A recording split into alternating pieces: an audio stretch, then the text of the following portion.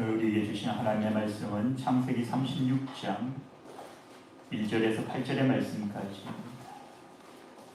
구약 성경 55쪽에 있습니다. 창세기 36장 1절에서 8절의 말씀, 하나님의 말씀을 공부해 드리겠습니다. 에서 곧 에돔의 족보는 이러하니라. 에서가 가나안 여인 중 헷 족속 빌론의 딸 아다와 히위 족속 시본의 딸인 아나의 딸 오홀리바마를 자기 아내로 맞이하고 또 이스마엘의 딸 느바요스의 누이 바스맛을 맞이하였더니 아다는 엘리바스를 에서에게 낳았고 바스맛은 루엘을 낳았고 오홀리바마는 요스와 얄람과 고라를 낳았으니 이들은 에서의 아들들이요 가나안 땅에서 그에게 태어난 자들이더라. 에서가 자기 아내들과 자기 자녀들과 자기 집의 모든 사람과 자기 가축과 자기 모든 짐승과 자기가 가나안 땅에서 모은 모든 재물을 이끌고 그의 동생 야곱을 떠나 다른 곳으로 갔으니 두 사람의 소유가 풍부하여 함께 거할 수 없음이더라.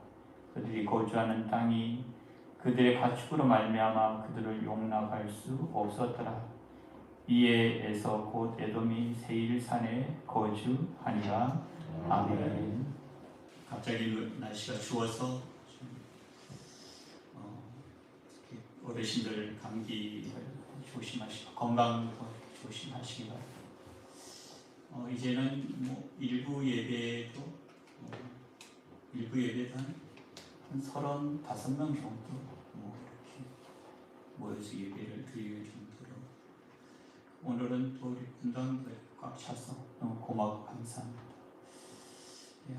이럴 시대일수록 우리가 하나님을 섬기고 또 어쩌면 이런 시대에 하나님께서 너희들이 나를 사랑하느냐 그것을 보고 계시는 그런 사건과 그런 사고 속에서 하나님 우리의 믿음을 보시고 계실 줄로 그렇게 믿고 우리가 변함없는 믿음으로 하나님을 사랑하며 살아가는 것이 또 하나님의 자녀로서의 도리가 아닌가라는 생각을 하게 됩니다.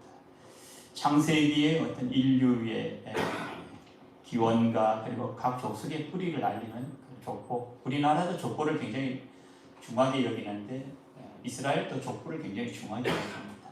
그래서 창세기 5장에는 인류의 출발을 알리는 아람의 족보로부터 시작해서 10장에는 또 노아의 홍수 심판에도 순종함으로 말미암아서 구원받은 그런 노아의 족보가 10장에 나옵니다. 그리고 11장에는 바벨탑 사건 이후에 셈의 족보와 아울러 아브라함의 아버지 데라의 족보가 소개되고, 그리고 25장에는 아브라함의 아들이자 하갈의 소생인 이스마엘 족보가 나옵니다. 그리고 오늘 이제 36장에는 이삭의 아들이고 첫째 아들이 에서의 족보가 등장하고 있습니다. 성경을 잘 살펴보면 언제나 말씀드렸듯이 늘 두 가지 길을 말씀하고 있습니다. 그 두 길 중에서 한 길은 믿음을 따라서 영생에 이르는 길이고, 다른 한 길은 세상을 따라가다가 영벌에 이르는 그런 길입니다. 모든 사람들에게 똑같은 기회가 주어집니다. 오늘도 거룩한 주일이라는 똑같은 기회가 주어지지만 영생의 길을 걸어가는 사람도 있는가 하면 세상의 길을 걸어가는 그런 사람들도 있습니다. 그런데 어떤 길을 선택하느냐에 따라서 그 길의 마지막 결과는 확연하게 달라집니다. 과거에는 우리 초대교회 또 우리나라 같은 경우는 일제시대, 6.25 때 이럴 때 보면 마귀가 그런 핍박이라는 환란이라는 그런 어마무시한 그런 무기로 하나님을 잘 섬기는 성도들의 그 신앙을 불신앙으로 그렇게 만들려고 애를 쓰고 했지만 오히려 그럴수록 그 믿음들이 정결해지고 깨끗해지고 더 순교해지고 또 하나님 앞에 순교의 믿음을 가지고 끝까지 주님의 이름을 부름으로 인해서 마귀가 이제는 작전을 바꾼 것 같습니다. 이제는 당근으로 세상의 안일함과 물질의 유혹으로 우리의 영적인 신앙을 세상과 타협을 통해서 타락하게 만들어 버립니다. 뿐만 아니라 우리의 믿음을 변질시켜서 영적으로 우리의 믿음이 점점 약해지고 그리고 악해지고 그리고 게을러지게 만들어버립니다. 이런 사탄의 전략에 빠져서 우리 자신도 모르는 사이에 세상적인 삶을 우리는 스스로 정당화시키면서 그럴듯한 변명과 그럴듯한 핑계로 하나님과의 관계는 점점 불편하게 우리 스스로가 만들고 있는 것은 아닌가라는 생각을 하게 됩니다. 문제는 사탄의 달콤한 유혹들이 우리를 세상적인 것에 물들게 함으로 변질되어서는 안 될 우리의 신앙이 세속적으로 다시 자꾸 체질화되어 가고 있다는 것. 영적인 것으로 우리의 어떤 삶이 체질화되어 가야 되는데 세속적인 것을 체질화되어 가다 보니까 영적인 것에 대해서는 자꾸 힘들어지는 거죠. 예배가 힘들어지고 찬양하는 게 힘들어지고 기도하는 게 자꾸 힘들어지고 세상 즐기고 먹고 마시는 것은 굉장히 자유롭게 그렇게 우리의 영적인 체질이 바뀌어지고 있는 것은 아닌가라는 생각을 하게 됩니다. 결국 하나님과 점점 멀어지고 우리가 하나님과 멀어진다는 것은 사탄과 가까워진다는 것인데 근데 우리는 그것을 전혀 느끼지 못하고 이렇게 살아가고 있는 것이 오늘날 한국교회의 현실이기도 합니다. 모든 사람은 행복을 추구하며 살기를 원하지만 그런데 특히 우리 예수 믿는 사람들이 마치 레일에서 이탈한 열차와 같이 진리에서 벗어난 삶 속에서 내가 더 나은 신앙과 더 좋은 믿음과 또 하나님으로부터 더 귀한 행복을 기대하면서 이렇게 생각할 수는 있지만 그러나 우리 앞뒤가 맞지 않는 그런 신앙 생활을 통해서 그것은 우리의 어떤 개인적인 희망사항에 불과할 수 있습니다. 오늘은 야곱의 형제인 에서와 그의 후손의 삶을 살펴보겠습니다. 창세기 26장에서는 에서가 40세에 결혼을 하게 됩니다. 결혼을 해서 이제 헷 족속의 부엘리의 딸 유딧과 그다음에 엘론의 딸 바스맛을 아내로 맞아들이는데 이 두 아내가 아버지 이삭과 그리고 어머니 리브가에게 기쁨이 되지 못한 것 같아요. 어떻게 해서 기쁨이 되지 못했는지는 알 수는 없지만 그래서 에서가 다시 결혼을 또 하게 되는데 자기 큰아버지가 이스마엘인데 이스마엘을 찾아가서 이스마엘의 딸과 이스마엘 딸의 이름이 마알라신데 그 딸을 아내로 맞아들입니다. 그래서 에서도 세 명의 아내로 시작한 이 족보가 오늘 창세기 36장에 기록되어 있는 에서의 족보입니다. 대부분의 야곱은 축복의 사람이라는 그런 이미지로 우리가 알고 있습니다. 아브라함은 믿음의 조상, 그리고 이삭은 순종의 사람, 그리고 야곱은 축복의 사람 이렇게 그런 이미지로 그리고 에서는 또 팥죽 한 그릇에 장자의 명분을 팔아버린 그런 어리석은 사람으로 우리 예전부터 그렇게 많이 들어왔습니다. 그런데 이런 선입견을 버리고 오늘 말씀을 통해서 잘 살펴보면 야곱보다는 에서가 훨씬 더 인간적이라는 사실을 우리는 오늘 발견하게 됩니다. 지금 우리가 얘기한 아이들이 잘 얘기하는 터프가이, 의리의 사람, 그런 야곱은 에서는 사냥을 좋아합니다. 사람이 단순합니다. 그의 단순한 성품 때문에 머리를 쓰거나 그래서 머리를 써서 득과 실을 계산하는 그런 일이 잘 없습니다. 그래서 사냥하고 돌아와서 배가 고프면 배가 고팠는지 약 500에 팥죽 한 그릇을 달라고 하지만 근데 야곱은 그렇지 않습니다. 야곱은 단순한 사람이 아니라 생각이 많고 계산이 빠른 자입니다. 형이 사냥하고 돌아올 때마다 또 밥을 찾고 먹을 것을 찾는 것을 야곱이 잘 알고 그 기회를 이용해서 팥죽 한 그릇을 가지고 형의 장자권을 야곱이 사버립니다. 그런 상황 속에서 에서는 그걸 그냥 그래 알았어 네 가져 이렇게 그냥 쉽게 얘기할 수 있고 그렇게 생각할 수 있지만 야곱은 결코 이를 장난으로 생각하지 않고 심각하게 받아들입니다. 결국 아버지 축복 기도의 문제로 야곱은 외삼촌의 집에 형 때문에 형이 위협하는 그것 때문에 피신해 있다가 20년 만에 이제 돌아옵니다. 근데 20년 만에 돌아오는데도 형과의 관계 속에서 도둑이 제발 저린다고 에서 형에 대해서 집에 겁을 먹고 혼자 생각으로 종들과 가족들을 앞세우고 뒤세우고 또 머리를 굴립니다. 형이 이제 40명의 사람들을 태워내리고 온다고 하니까 이제 죽었거나 하고 이렇게 머리를 굴리지만 별다른 해결책은 없습니다. 그런데 막상 형을 만나보니까 형이 자기를 죽일 것만 같았는데 자기 생각은 그거였어요. 자기 생각이었죠. 그런데 만나보니까 야곱의 그런 염려와는 달리 오히려 형이 더 적극적으로 동생을 부둥켜 안고 눈물을 보입니다. 그리고 동생이 보낸 그런 선물, 많은 선물들, 그 가축들에 대해서도 에서는 별다른 욕심이 없는 것 같아요. 그래서 동생아 내게 있는 것이 족하니까 너 소유는 네가 가져라. 나는 필요 없다. 그렇게 말할 정도로 참 놀랍게도 야곱과는 달리 에서는 참 자족하는 마음이 있어서 더 이상 더 필요한 욕심을 부리지 않는 것을 우리 말씀을 통해서 보아왔습니다.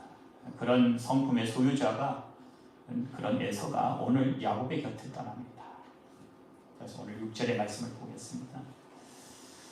에서가 자기 아내들과 자기 자녀들과 자기 집의 모든 사람과 자기의 가축과 자기의 모든 짐승과 자기가 가나안 땅에서 모은 모든 채무를 이끌고 그의 동생 야곱을 떠나 다른 곳으로 갔으니. 사실 에서가 야곱의 어떤 과거를 들추어서 네가 나한테 이런 일을 했으니까 너가 떠나라 이렇게 얘기할 수도 있는데 에서는 그런 치졸한 방법을 쓰지 않습니다. 어쩌면 하나님의 섭리하심을 에서가 알았던 것은 아닐까 그런 생각을 하게 됩니다.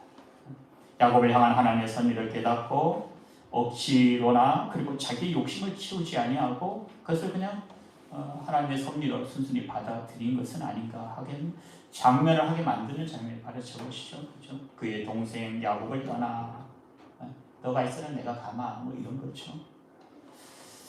이런 말씀들을 이렇게 보면서 이제 두 형제는 서로 갈 길을 이제 가게 됩니다. 그리고 이제 7절, 8절의 말씀을 보면 두 사람의 소유가 풍부하여 함께 거주할 수 없음이로라. 하나님께서 에서에게도 복을 주시고 야곱에게도 복을 주셔서 두 사람이 그 땅에는 거할 수 없을 정도로 하나님 그렇게 큰 복을 주신 것 같습니다. 그래서 이제 그들이 서로 이제 떠나게 되는데 8절의 말씀을 보면 이에 에서 곧 에돔이 세일산에 거주하니라. 에돔이 굵다라는 뜻인데 아무튼 주어의 앞장에 보면 그게 이제 에돔이 살았던 그런 돌산입니다. 돌산. 아무튼 신앙을 떠나서 인간적으로 보면 에서가 야곱보다 훨씬 더 낫습니다. 더 인간적이고 그럼에도 불구하고 하나님께서는 에서가 아닌 야곱을 선택합니다. 불신자 중에도 에서와 같이 마음이 넓은 사람들은 얼마든지 있습니다. 그러나 그들을 하나님의 자녀라고 말하지는 않습니다. 반면에 우리가 그리스도인이라 하면서 성도라고 하면서 우리의 어떤 잘못된 삶을 돌이키지 않고 야곱처럼 계속 자기중심적인 삶을 변함없이 계속 지속하거나 유지한다면 그런 삶은 아무리 그리스도인이라 할지라도 구원을 장담할 수 없는 그건 신앙이 아니다라고 성경은 여러 곳에서 우리에게 말씀하고 있습니다. 로마서 11장 20절부터 21절의 말씀을 한번 보겠습니다. 옳도다 그들은 믿지 아니함으로 꺾이고 너는 믿음으로 섰느니라. 여기서 이제 그들은 이스라엘 백성들을 얘기하는 거고 하나님을 믿는 이스라엘 백성. 너는 로마의 교회에 있는 그리스도인을 두고 이 말씀하고 있습니다. 사도 바울이 높은 마음을 품지 말고 도리어 두려워하라. 그러면서 22절에 보면 하나님이 원 가지들도 하나님이 택하신 이스라엘 백성들도 아끼지 않고 잘라버렸다 이런 뜻이죠. 하나님께서 이스라엘 백성 택한 이스라엘 백성도 하나님 앞에 잘못했을 때는 잘라버렸는데 이방인 너는 뭐 오죽하겠느냐 이런 뜻입니다. 저 말씀이. 그래서 이제 22절에 보시겠습니다. 그러므로 하나님의 인자하심과 준엄하심을 보라. 하나님의 인자하심은 사랑, 하나님의 준엄하심은 심판을 보라. 넘어지는 자들에게는 믿음 안에서 넘어지는 자들, 믿음으로 생활을 하다가 넘어지는 자들, 타락한 자들에게는 하나님의 심판이 있다. 이렇게 말씀하시죠. 준엄하심이 있으니 너희가 만일 하나님의 그 인자하심, 사랑에 머물러 있으면 그 하나님의 사랑으로 말미암아 너희는 영원히 구원받을 것이 되겠지만 그렇지 않으면 너도 구원받지 못할 것이다 라고 말씀하고 있습니다. 결국 말씀의 내용은 참 하나님께서 참 감람나무인 이스라엘 백성들도 찍어버렸는데 하물며 너희는 참 감람나무에 접붙인 그런 돌감람나무 같은 아무 쓸데기 없는 쓸모없는 돌감나무 같은 그런 존재들인데 하나님께서 참 감람나무에 접붙여서 너희들 그렇게 구원을 했는데 너희들 만약에 교만하거나 하면은 너희들도 얼마든지 하나님이 택한 백성들 버렸는데 너희들은 뭐 버리지 않겠느냐 이런 이제 말씀입니다. 한마디로 말해서 한 번 구원은 영원한 구원이 아니다라는 말씀입니다. 그렇기 때문에 항상 조심해라. 그러므로 하나님으로부터 받은 이 믿음을 지키는 것은 우리에게는 참 커다란 복입니다. 그래서 여러분 하나님 백성은 아무나 되는 것은 아닌 것 같습니다. 아무리 생각을 해도 아무나 하나님의 백성이 되는 건 아닌 것 같아요. 오늘 에서는 야곱을 떠나서 자신이 가야 할 길을 선택합니다. 에서도 인간인데 뭐 얼마든지 욕심 부릴 수 있습니다. 그러나 그는 참 멋있는 사람 같아요. 믿음만 신앙만 있었으면 얼마나 멋있는 사람입니까? 에서는 보면 떠날 때 떠날 줄 아는 그런 사람, 떠날 때 떠날 줄 아는 사람, 그런 사람입니다. 비록 그의 후손들이 구원의 반열에 서지 못한 그런 아쉬움은 있지만 그래도 나름대로 에서는 하나님을 섬기려고 애를 쓴 그런 흔적이 보이기도 합니다. 4절의 말씀에 이렇게 보면 엘리바스라는 말이 나옵니다. 아다는 엘리바스를 낳고 이 엘리바스라는 뜻이 엘은 하나님이라는 뜻이거든요. 리바스는 힘, 하나님의 힘 이런 뜻입니다. 그러니까 저 이름을 봐도 그래도 하나님을 섬기려고 애를 썼던 것 같아요. 그렇죠? 그 다음에 이제 루엘, 바스마스 루엘을 이 루엘을 엘은 하나님 아닙니까? 그렇죠? 르엘은 뭐냐면 친구, 하나님의 친구 이런 아들의 이름을 그런 뜻으로 지은 거 보면은 참 우리가 처음은 좋은데 끝이 안 좋으면 다 안 좋은 것이 되는 거 아닙니까? 그렇죠? 그래서 우리의 신앙은 처음이 좋으면 끝이 다 좋아야 돼요. 처음은 조금 부족해도 끝이 좋으면 우리는 구원에 이룰 수 있습니다. 근데 처음이 안 좋은데 끝이 안 좋으면 그건 뭐 말할 것도 없고 그렇지 않습니까? 그리고 처음이 좋은데 끝이 좋으면 그것도 또 말할 것도 없습니다. 그렇죠? 우리 신앙이 참 엘리바스 루엘로 시작해가지고 불신자로 끝나버린다면 우리 믿음은 아무것도 아니라는 거예요. 그래서 한번 구원은 영원한 구원이 아니라는 것입니다. 하나님의 심판은 인류 전체를 심판하는 그런 경우도 있고 어떤 특정한 지역, 특정한 나라를 국한하는 그런 심판도 있습니다. 어떤 경우에는 하나님께서 사랑의 매로 징계로 끝내시는 경우도 있고 그런데 도저히 회복 불능이다, 참 회복이 불가능하다 하면 하나님께서 완전히 그냥 갈아엎어 버리십니다. 그런 심판도 있습니다. 노아의 홍수가 그렇게 했습니다. 노아의 홍수가 그렇게 했고 그 다음에 지역적으로는 소돔과 고모라가 성적으로 타락한 그 지역을 완전히 하나님께서 불로 그냥 완전히 그냥 다 초토화시켜버립니다. 니누에나 바벨론도 그래 했고 그리고 오늘 에서의 후손인 에돔에도 그런 케이스입니다. 그래서 참 마음이 아프다는 거죠. 참 인간적인 에서가 그의 후손들은 하나님을 섬기지 못함으로 결국 하나님의 같은 징계에는 여러분 우리가 하나님의 징계는 사랑에 매예요. 하나님께서 우리가 잘못했을 때 때에는 사랑에 매거든요. 그런데 그렇기 때문에 과정이지 결과는 아니에요. 결과. 그래서 그 징계를 달게 받으면 하나님은 사랑하는 자에게 징계하신다는 말씀이 있지 않습니까? 그러니까 우리가 하나님의 징계를 달게 받고 깨닫고 회개하면 하나님께서는 지금보다 더 좋게 만들어 주십니다. 더 좋은 것을 하나님 주십니다. 그런데 끝까지 그렇지 않고 끝까지 불순종으로 반항하게 되면은 그 하나님의 사랑의 배가 뭐로 바뀌냐면은 하나님의 심판의 배로 바뀝니다. 그러면 끝장나는 거예요. 우리가 이제 말씀을 통해서 이런 영적인 부분을 잘 깨달아야지만 우리의 믿음이 이렇게 경고망동하지 않습니다. 그걸 깨닫지 못하니까 우리의 믿음이 자꾸 경고망동한 거예요. 하나님의 사랑으로 핑계대고 자꾸 경고망동한 행동을 하는데 위험한 신앙입니다. 어쩌면 그런 사람은 하나님의 버리신지도 모르겠어요. 로마서의 말씀이 그 말씀입니다. 하나님께서 내버려두사, 내버려두사는 말씀을 3번이나 하셔요. 아무튼 하나님께서는 하나님의 종들을 보내서 이스라엘 백성들을 하나님 말씀에 불순종할 때 종들을 보내서 하나님이 다 벌레기도 하고 또 달래기도 하고 합니다. 그렇죠?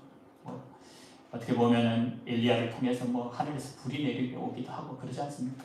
호세아를 통해서 사랑의 또 메시지도 전해주는. 그래서 안도로 보면은 하나님께서 이제 바벨론이라는 나라를 통해서 이스라엘의 회초리로 하나님이 사용하시죠. 몽둥이로 하나님께서 사용하십니다.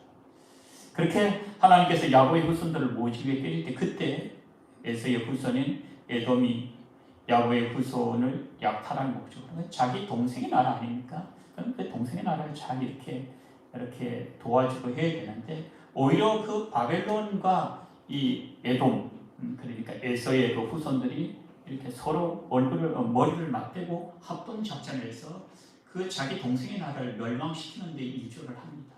이걸 누가 보고 계셨냐면 하나님이 보셨어요. 그래서 하나님께서 이걸 보시고는 너무 화가 나신 거예요.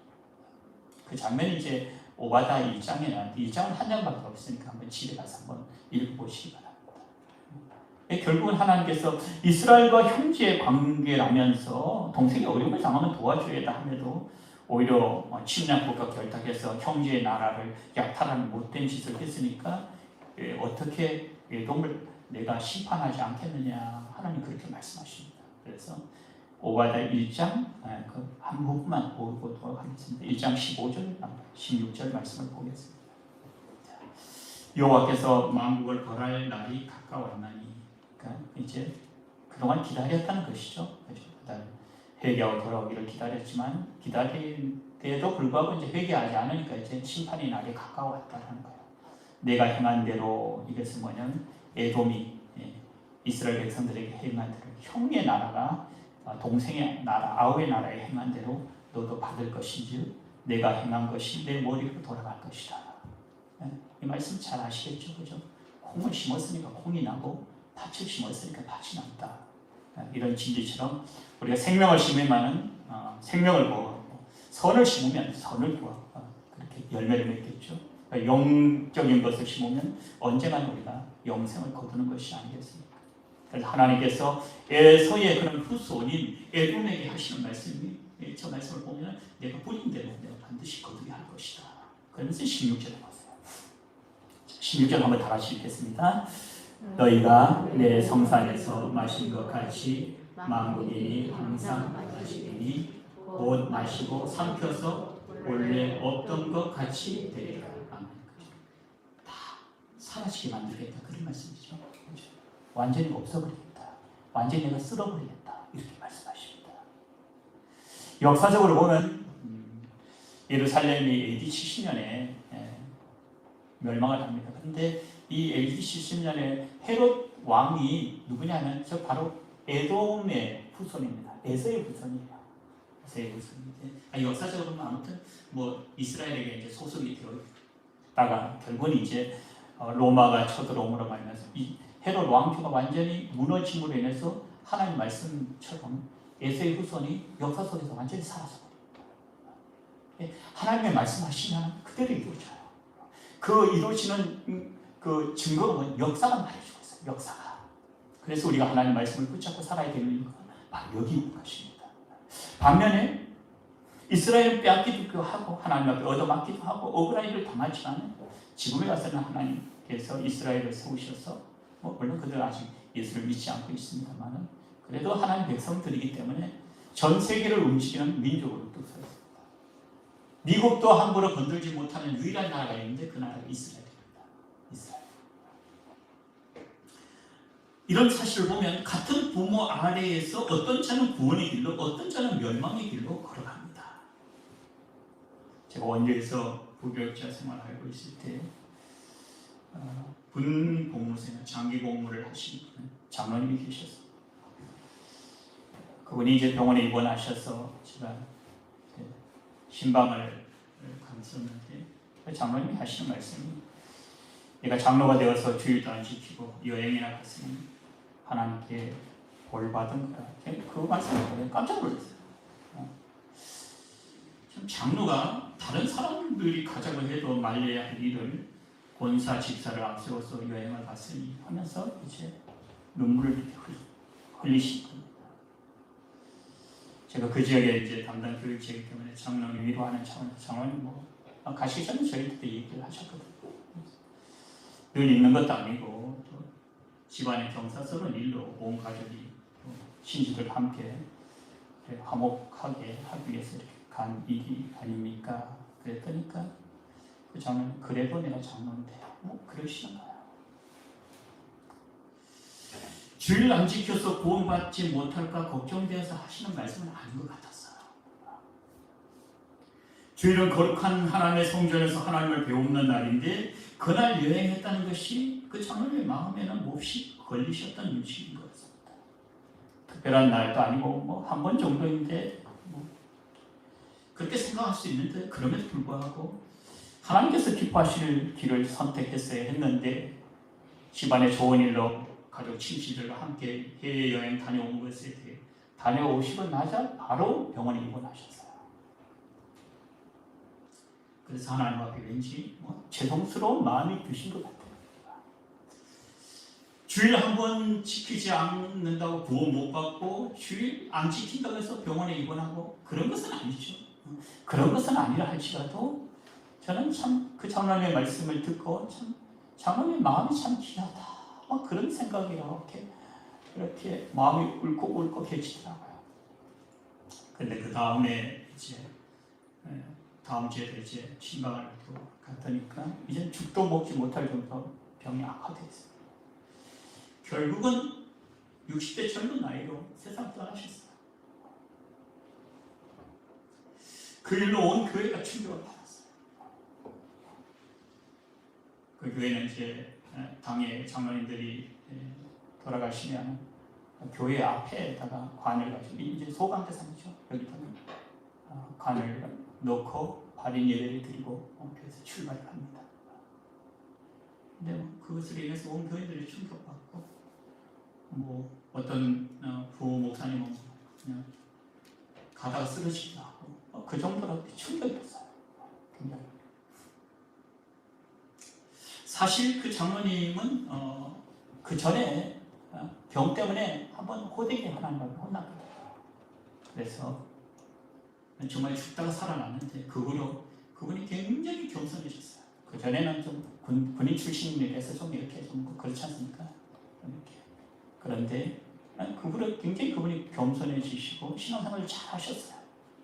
근데 이제 온 가족들이 휴일을 끼고 함께 여행 가는 것이 좀 장로가 되었으니까 과감하게 이제 반대를 해야 되는데 할 수가 없는 그런 상황이니까 저에게도 이제 목사님 어쩔 수 없이 다뤄와야 되겠어요. 그래요, 그러세요.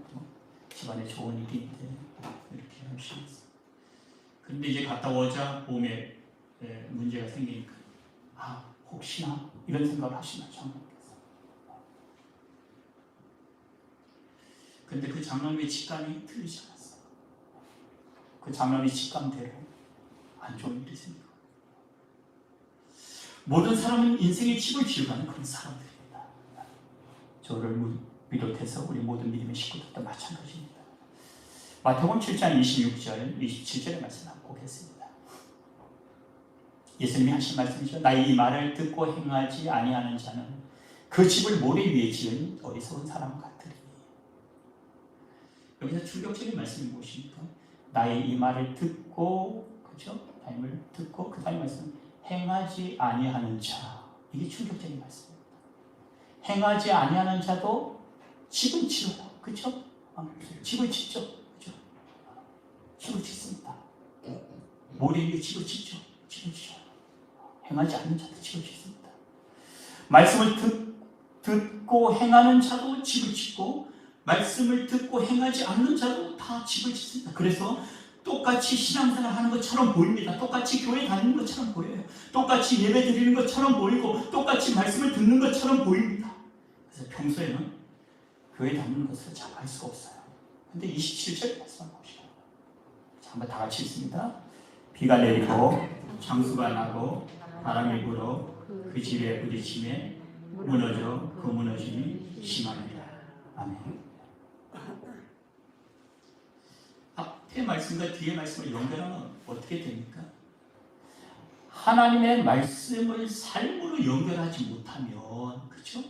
하나님의 말씀을 삶으로 연결하지 못하면 우리에게 시험의 폭풍이 몰아치고 시련의 파도가 거세게 몰아치면은 어떻게 해요? 맥없이 무너진다는 거예요. 다시 말씀드립니다. 하나님의 말씀을 듣고 그 하나님의 말씀을 우리의 삶으로 연결하지 못하면 우리에게 시험이 오는데 그 시험이 올 때 맥없이 무너진다는 거예요. 그런데 하나님의 말씀을 듣고 그 말씀을 삶으로 연결하는 사람은 시험이 오면 그 시험을 이긴다는 겁니다.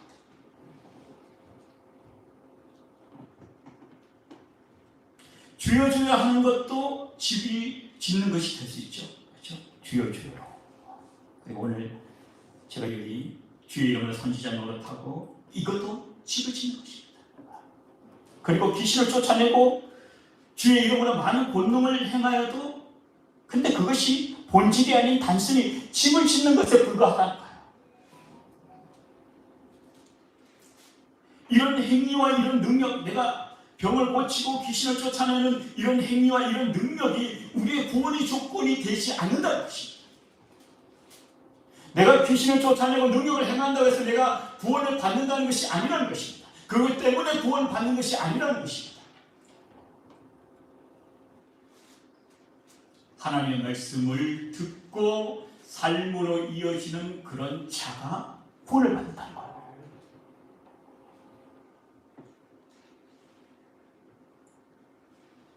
제가 열심히 사역해서 많은 열매가 나타남으로 말미암아서 많은 사람들로부터 인정받을 수 있습니다. 그런데 지금은 말입니다. 나는 어떤 삶을 살고 있는가? 지금 어떤 길을 가고 있는가? 어떤 집을 짓고 있는가? 그래서 우리가 돌아보고 잘못된 신앙의 궤도를 수정하여서 말씀을 따라서 사는 그런 삶을 하나님께서 우리에게 요구하고 계시다는 거예요. 안 그러면 무너진답니다, 여러분.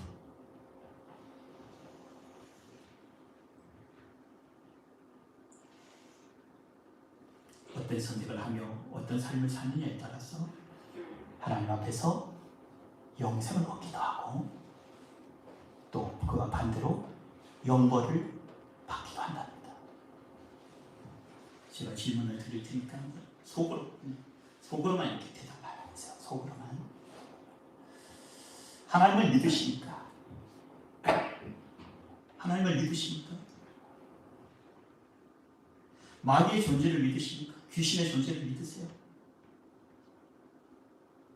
그리고 마지막으로 천국과 지옥을 믿으십니까? 천국이 있다는 걸 믿으십니까? 지옥이 있다는 걸 믿으십니까?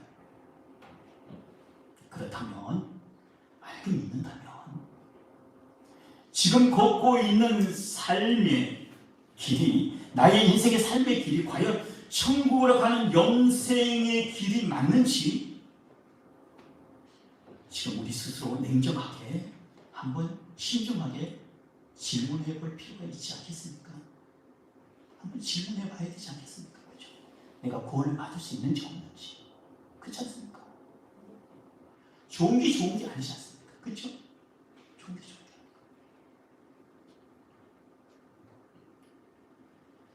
사랑하는 믿음의 식구들, 용서를 해주세요. 제가 왜 자꾸 이 주일날 예배 드리는 것마저도 못한다면 우리의 믿음은 아무것도 아닙니다. 그렇죠? 아무런 근거도 없어요. 아무것도 아니에요. 그렇죠? 하나님 하나님 만나는 시간을 이거를 우습게 여긴다면 우리가 그 믿음을 어떻게 하나님을 또 만나겠습니까? 그렇죠? 오늘 주일 예배를 통해서 하나님의 성전에서 하나님을 만나는 하나님의 백성들이 영원한 하나님 나라에서 하나님을 만나는 거 아닙니까? 그렇죠? 그런데 이 주일날 이 거룩한 성전에서 하나님을 만나는 이 귀한 시간을 외면한다면 천국에서 과연 하나님께서 우리를 받아주시겠습니까? 용사세 저는 아니라고 합니다. 절대 아니라고 합니다. 그래서 여러분들에게 좀 부담이 되지만 제가 그래서 하나님의 말씀을 그냥 그대로 전하는 것. 하나님을 믿으시거든요. 그 질문 속에서 하나님을 믿으십니까 하는 그 질문 속에서 마귀의 존재를 믿으십니까 하는 그 질문 속에서 천국과 지옥이 있음을 믿으십니까 하는 그 질문 속에서 우리는 인생의 가장 귀한 시간을 다 흘러보내기 전에 그렇죠? 반드시 영생이라는 소중한 답을 우리 모두가 얻어서 영원한 하나님 나라에서 영원히 살 그날을 기대하면서 우리의 믿음을 잘 지켜가는 그런 귀한 은혜가 있기를 다시 한번 주님 이름으로 축복합니다. 거룩하신 아버지 하나님 은혜와 사랑을 감사드립니다. 오늘도 하나님을 사랑하기 때문에 오늘 이 자리에 온 것이 아니겠습니까?